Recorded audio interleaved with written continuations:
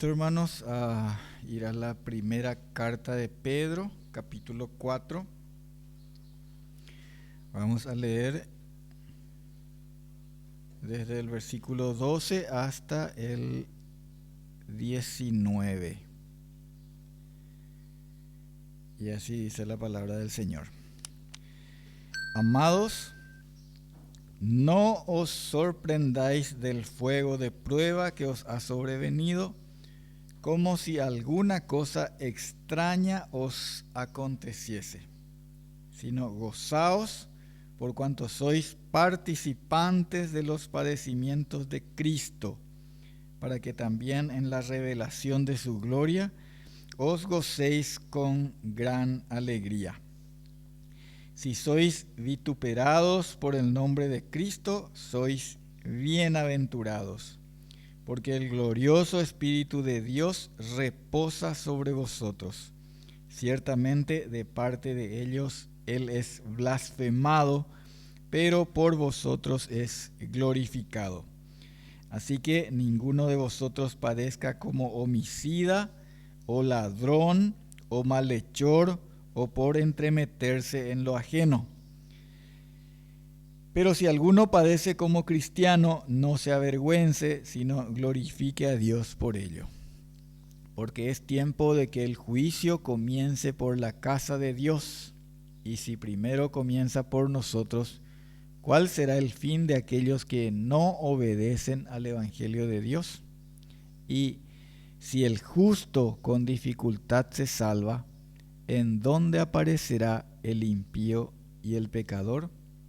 De modo que los que padecen según la voluntad de Dios encomienden sus almas al fiel Creador y hagan el bien. Aquí vuelve a tocar el tema de las pruebas o de los padecimientos del cristiano. Ese es el tema de primera carta de Pedro, como venimos viendo desde hace un tiempo. Y en medio de las pruebas, el Señor nos llama a permanecer fieles y manteniendo una conducta recta y santa en toda nuestra manera de vivir. Entonces aquí vuelve a tocar específicamente eso. Mientras estamos en el cuerpo, viviendo en este mundo como extranjeros y peregrinos,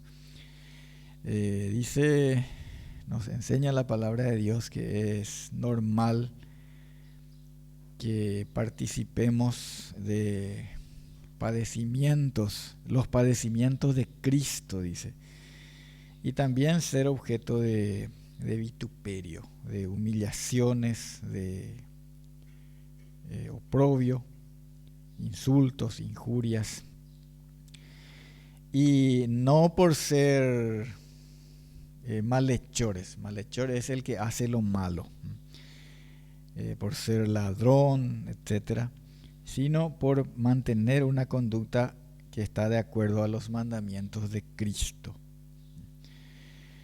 El Evangelio de nuestro Señor Jesucristo no promete al creyente fiel una vida apacible, una vida de abundancia en bienes terrenales, una vida de confort, al menos según los criterios del mundo. No es que el cristiano no pueda tener bienes o no pueda tener abundancia. Claro que sí puede tener. Hay en todas las esferas, en todos los estratos, niveles sociales, económicos, Dios tiene pueblo, Dios tiene hijos. Pero no es que Dios se comprometa de ninguna manera o que prometa ese tipo de bienes o de prosperidad a cada uno de los que viene por la fe a creer en Él, a tener vida eterna, a llamarle a Él Señor. Tampoco promete que van a gozar de popularidad de simpatía, de aceptación social.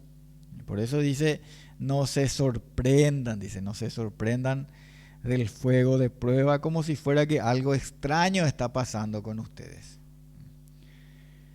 Porque no es extraño, dice. Extraño sería lo contrario, que estás viviendo como un testigo fiel de Cristo en este mundo y que seas por eso amado por el mundo. Jesús dijo, esto está en el Evangelio de Juan, capítulo 15, versículos 18 y 19. Dice, si el mundo os aborrece, sabed que a mí me ha aborrecido antes que a vosotros. Si fuerais del mundo, el mundo amaría lo suyo. Pero porque no sois del mundo, antes yo os elegí del mundo, por eso el mundo os aborrece. ¿Por qué? ¿Por qué causa? Y ahí dice en Juan 15, 21, por causa de mi nombre, porque no conocen al que me ha enviado. El mundo no conoce a Dios, aunque conozca de Dios, aunque haya oído de Dios, no le conoce. ¿En qué sentido? No tienen una relación con Él. Eso quiere decir conocerle en el sentido en el cual nos lleva a la salvación, a la vida eterna. Juan 17:3 dice, esta es la vida eterna, que te conozcan a ti, dice Jesucristo, hablándole al Padre y a tu Hijo, ¿sí?, a quien enviaste. En el versículo 13 encontramos que el gozo que hoy experimentamos como cristianos, el gozo que experimenta el cristiano en su existencia terrenal, viene por ser parte de sus padecimientos. Aquí leímos, sino gozaos por cuanto sois partes de los padecimientos de Cristo. Y en el futuro, entonces vamos a gozarnos con gran alegría en la revelación de su gloria. Así es, así dice. Gócense hoy por ser participantes de los padecimientos de Cristo, para que también en la revelación de su gloria os gocéis con gran alegría. Si sois vituperados por el nombre de Cristo, sois bienaventurados, dice. Así es como la palabra del Señor, el Evangelio y la vida del creyente está totalmente en contra de la corriente y de los criterios del mundo. Ese es el pensamiento de Dios que Dios nos transmite. Por eso dice en Isaías 55 también, mis pensamientos no son vuestros pensamientos, como humanos. Pero cuando tenemos la mente de Cristo, ¿sí?, cuando renovamos nuestra mente, entonces nosotros, cuando renovamos nuestra mente según la palabra del Señor, ¿sí?, entonces cambia nuestro criterio y nuestra manera de ver, nuestro enfoque, en nuestra cosmovisión de las cosas. Y podemos entender estas cosas así tan extrañas como que es bienaventurado aquel que sufre los vituperios de Cristo, ¿sí?, los insultos de los que le insultaban a él, la persecución, toda clase de padecimiento. Entonces siéntanse ustedes bienaventurados, dice. Qué cosa tan extraña según los criterios del mundo, porque según el mundo, cuanto más confortable estamos, es mejor, ¿verdad? Pero la mente de Cristo está totalmente de contramano con con la mente, con el pensamiento del mundo, de este mundo.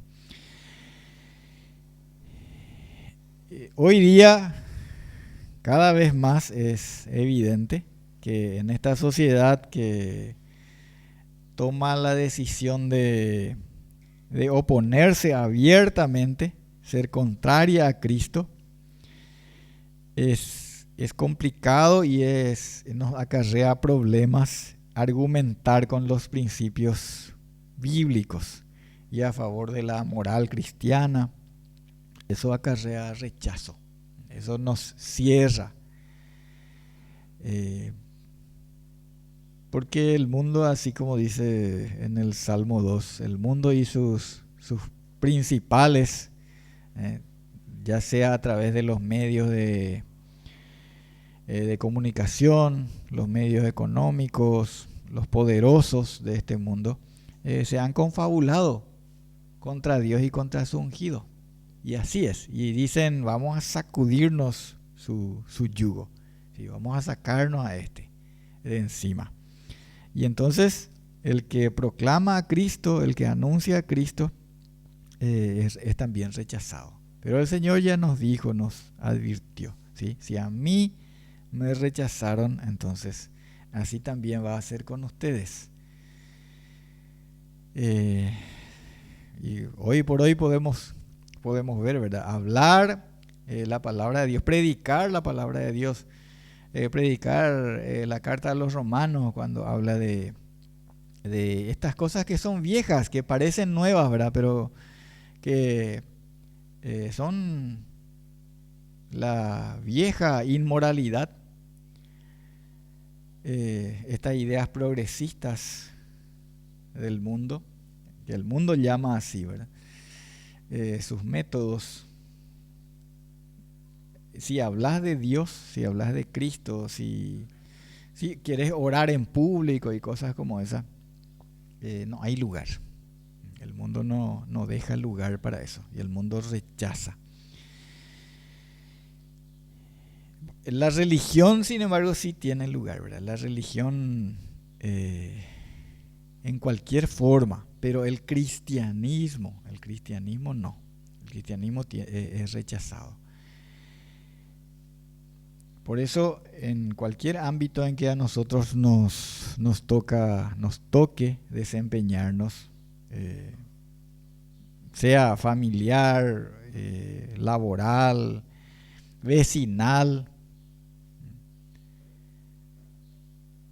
no te avergüences, dice la palabra del Señor, ¿sí?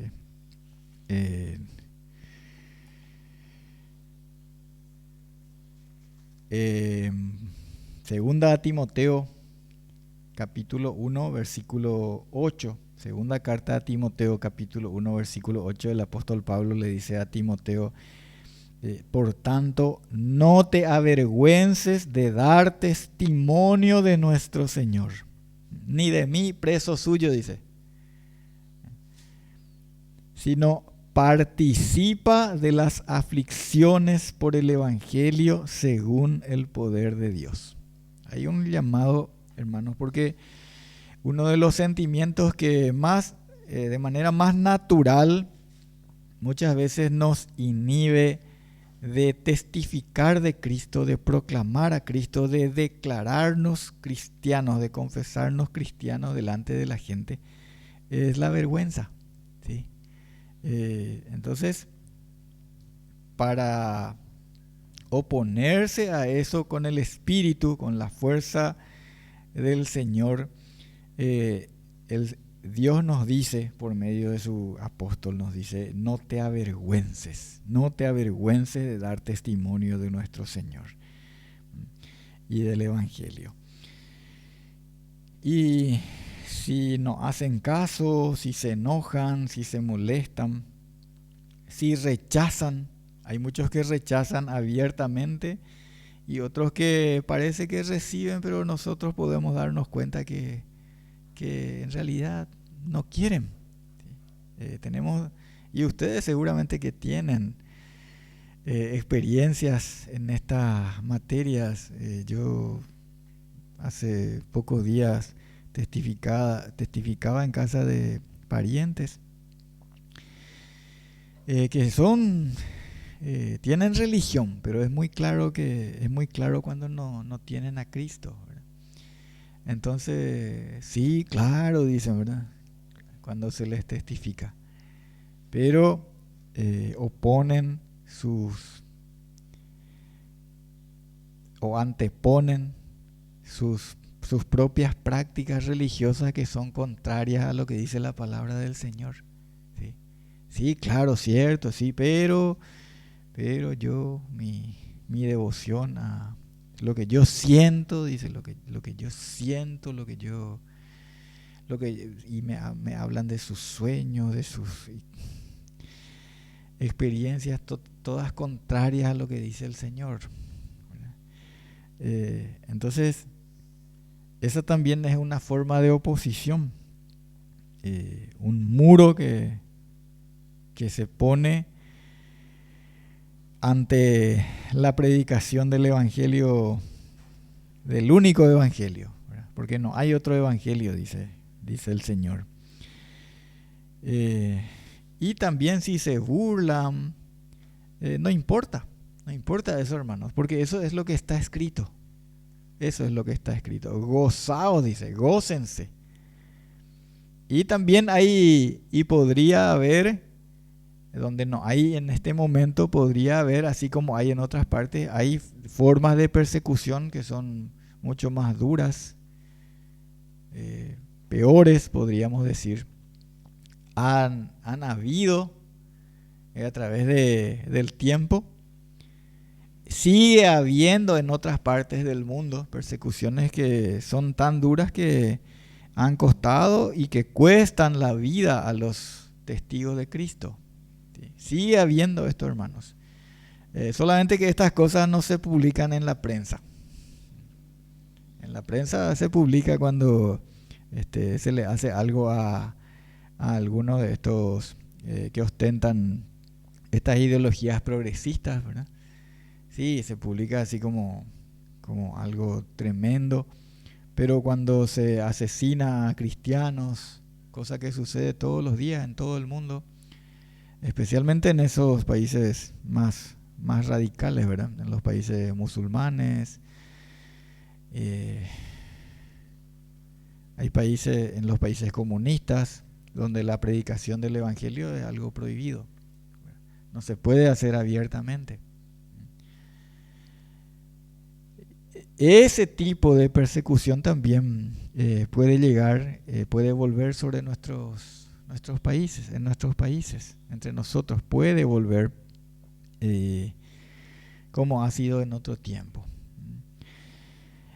Padecer en cualquier medida, en cualquier grado por causa del testimonio de Cristo dice la palabra del Señor, es motivo de gozo. Así también ya decía el Señor en las bienaventuranzas. No, sin embargo, en el versículo 15 dice, ninguno de ustedes padezca como homicida o ladrón o malhechor o por entremeterse en lo ajeno. Esto no es motivo de gozo ni trae honra para el nombre de Dios. Pero si padece como cristiano, no se avergüence, dice, sino glorifique a Dios. En el versículo 17, vamos a comentar también esto brevemente. Dice, porque es tiempo de que el juicio de Dios comience por la casa de Dios. Aquí juicio no trae precisamente, no refiere precisamente al tribunal, ¿verdad? En el que se va a dictar una sentencia. No está hablando de eso. Hay que mirar el contexto y vamos a ver que está hablando de los rigores de las pruebas que atraviesan los creyentes piadosos. Así podemos ver que antes de hablar aquí del tiempo del juicio y también después, en el versículo 19, vuelve a decir, de modo que los que padecen según la voluntad de Dios. ¿Sí? Entonces está hablando de eso, de los rigores, de las pruebas que atraviesan los los cristianos que quieren vivir piadosamente, dice.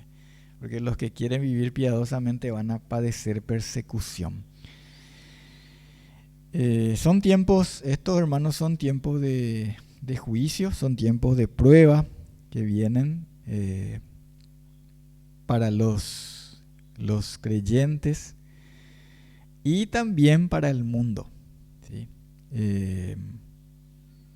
No, como les decía, en el sentido de un tribunal que condena o absuelve, en nuestro caso, ¿verdad? Sino de las dificultades que se presentan y que van a seguir presentándose.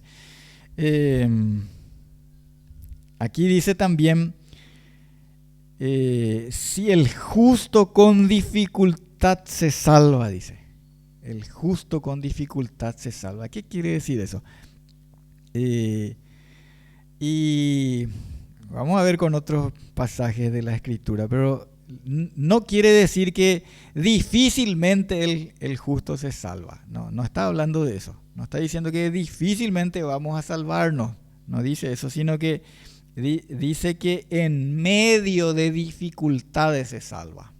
¿Sí? Y vamos a corroborar eso con la palabra del Señor. Por ejemplo, en 1 Corintios 10:13 dice que el Señor no nos dejará ser tentados más de lo que podemos resistir, ¿sí? Sino que va a dar también con la prueba, dice, juntamente con la prueba va a dar la salida. Entonces somos probados, ¿sí? Probados, y a veces la prueba es así, dura, difícil, pero el Señor no va a dejar que seamos probados más de lo que podemos resistir, ¿sí? Hasta donde podemos resistir, y cuando llegamos ahí al punto, entonces Él va a dar la salida, dice, ¿sí? Para poder soportar. Hace un tiempo también estudiábamos el libro de Apocalipsis, y yo quiero traer a colación 2 versículos en donde el Señor, en capítulo 2 y capítulo 3 de Apocalipsis, cuando el Señor habla a las dos únicas iglesias a las que les elogia, que son las de Esmirna y la de Filadelfia, estamos hablando acerca de, comentando este versículo que dice que el justo con dificultad se salva, ¿sí?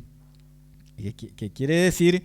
Que se salva en medio de las dificultades. No quiere decir que difícilmente se va a salvar, no ese es el sentido, sino que se salva en medio de las dificultades, en medio de las pruebas.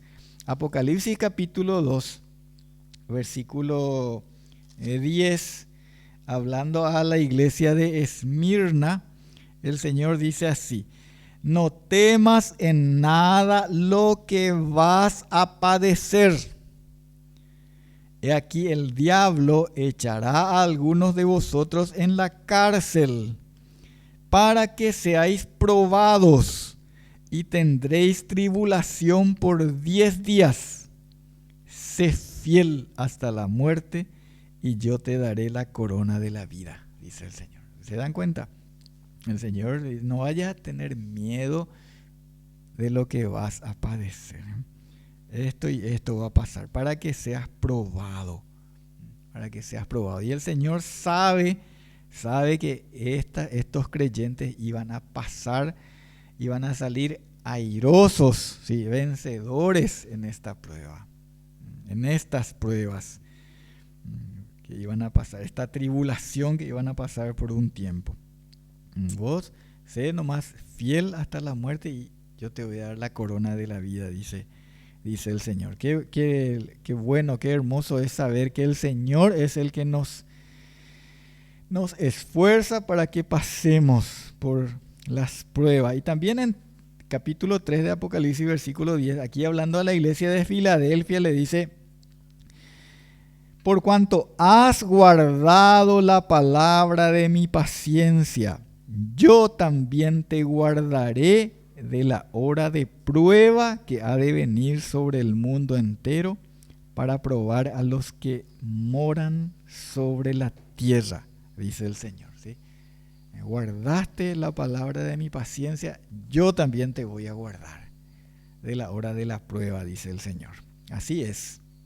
El Señor no nos deja ser tentados más de lo que podemos resistir, nos guarda de la hora de la prueba, nos da la salida. Pero indudablemente que somos salvados, somos salvos con dificultades, ¿sí? En medio de las dificultades. Así es como somos salvados, hermanos. No es que somos salvados así y que pasamos fina, cómoda, confortablemente, ¿sí? En este camino. No, este es un camino duro. Este es el camino de la cruz, hermanos, ¿sí? Y el Señor dijo, el que quiera ser mi discípulo, que tome su cruz y me siga, ¿sí?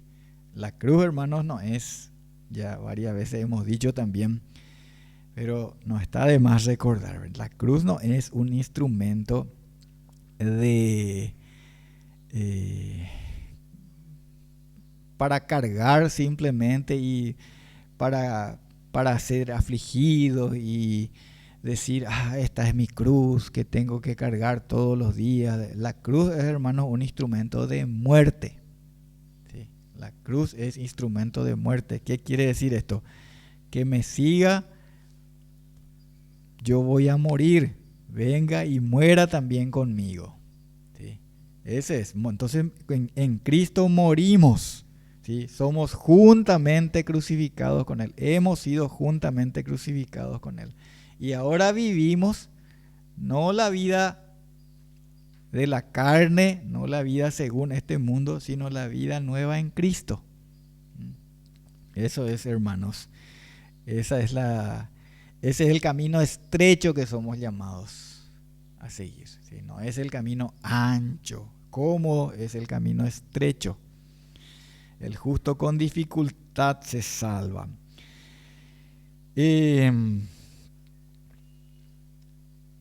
Así es con el Hijo de Dios. Pero, ¿cuál será el fin de aquellos que no obedecen al Evangelio de Dios? Si el justo con dificultad se salva, en medio de dificultades se salva, ¿cuál va a ser el fin de los que no obedecen al Evangelio? ¿En dónde aparecerá el impío y el pecador? Dice. ¿Qué será de ellos?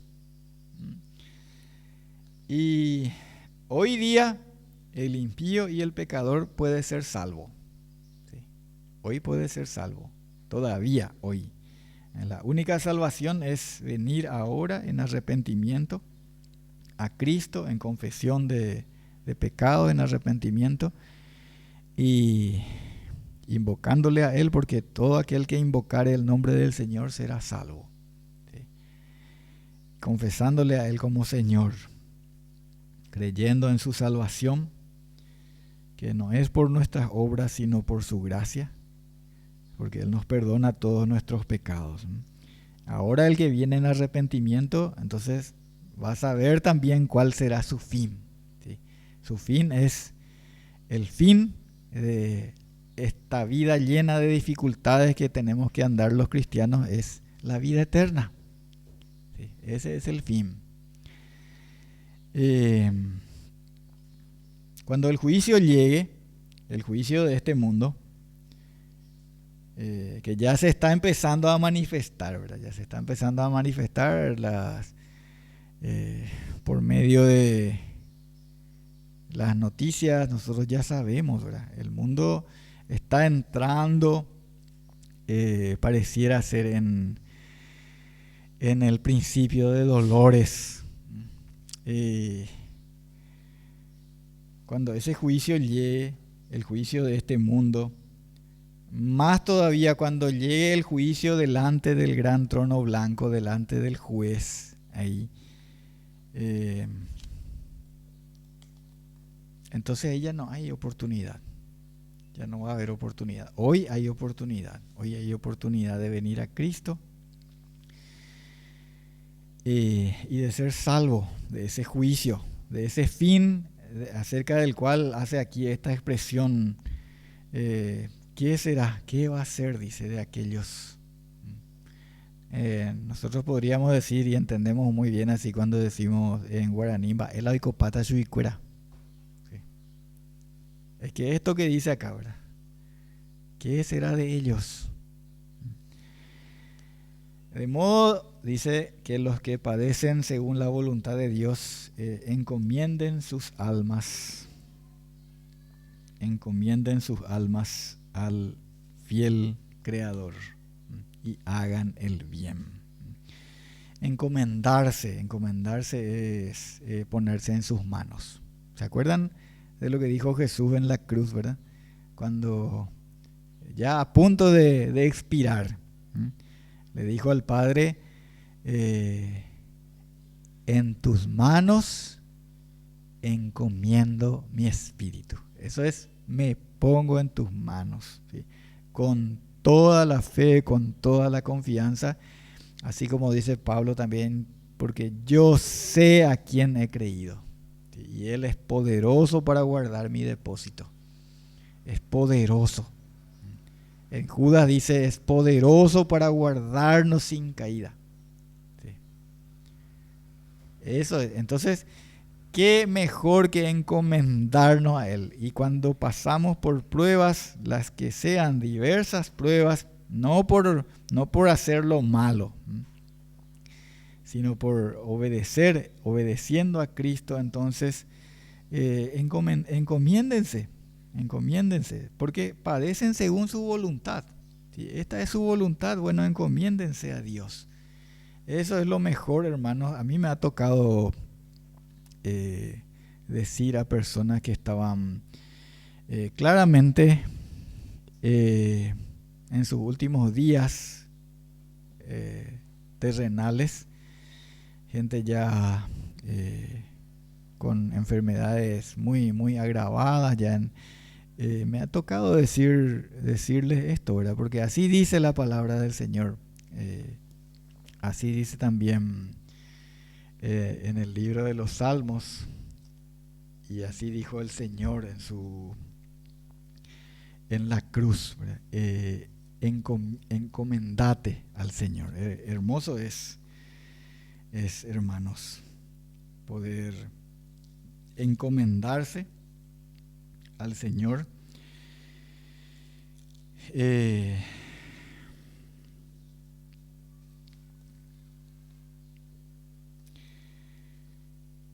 Y hacer el bien.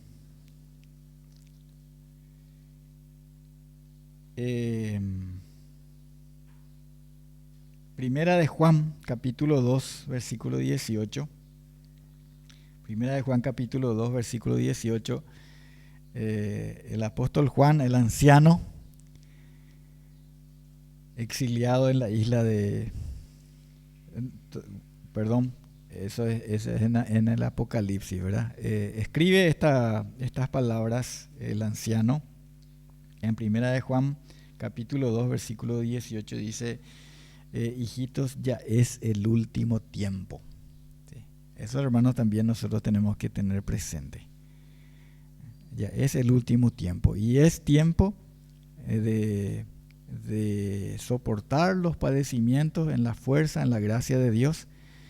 Y es tiempo de que el juicio comience por la casa de Dios. Entonces encomendémonos al fiel Creador. Hebreos capítulo 10, versículo 37 es el último versículo que voy a leer con ustedes. Hebreos capítulo 10, versículo 37 dice así, para alentarnos en este esfuerzo en la gracia de Dios, porque aún un poquito y el que ha de venir vendrá y no tardará. Un poquito. En muchas situaciones de la vida experimentamos esto. Ya parece que estamos al límite de nuestras posibilidades, al límite de las fuerzas, pero porque falta un poquito, entonces eso nos anima también, y cuanto más si contamos con la gracia de Dios que nos esfuerza. hasta a los niñitos, así cuando la mamá le está curando o algo así y les duele, ¿verdad? Y se le dice, un poquito no, ya está, ¿verdad? Sí, ya va a estar. Eso anima. El Señor también así nos dice, ¿verdad? Un poquito más. ¿Sí? A mí me tocó, a mí se me quedó grabado también esto, porque algunas veces participaba de corridas, ¿verdad? Esas corridas de resistencia. Y cuando parece que los músculos de las piernas, eso así ya duelen, ¿sí? Ya empiezan a doler, o la respiración ya se vuelve un poco más difícil, ¿verdad? Y uno ve así más o menos de 700 metros antes o 500 metros antes, ve ese cartel que dice llegada. Ahí ya no paras más, ¿verdad? Ahí ya no paras más, ¿verdad? Porque aunque duela, aunque cueste, ¿verdad? Ver ese punto de llegada anima. Y por eso la palabra del Señor nos anima a mirar también nuestro punto de llegada. ¿Cuál es ese? Y dice, puestos los ojos en Jesús, el autor y consumador de nuestra fe, de nuestra salvación. Prosigo a la meta, al premio del supremo llamamiento. Que así sea, hermanos. Esforcémonos en la gracia de Dios. Aún un poquito, y el que ha de venir vendrá y no tardará. Demos gracias al Señor y así vamos a terminar nuestra reunión. Padre nuestro, gracias te damos por Jesucristo. Gracias porque ya de Él hemos sabido, Señor, porque así es tu voluntad, que pasemos por este camino, Señor, en medio de dificultades, en medio de pruebas, pero sabemos que no nos vas a desamparar, que no nos vas a dejar, Señor, y que nadie nos va a arrebatar de tu mano, Señor. Padre nuestro, gracias por eso, que glorifiquemos tu vida día a día, dando testimonio en este mundo que se opone, Señor, pero dando testimonio para que el nombre de nuestro Señor, de nuestro Salvador, y tu nombre, oh Dios, reciban la gloria y la alabanza. Amén.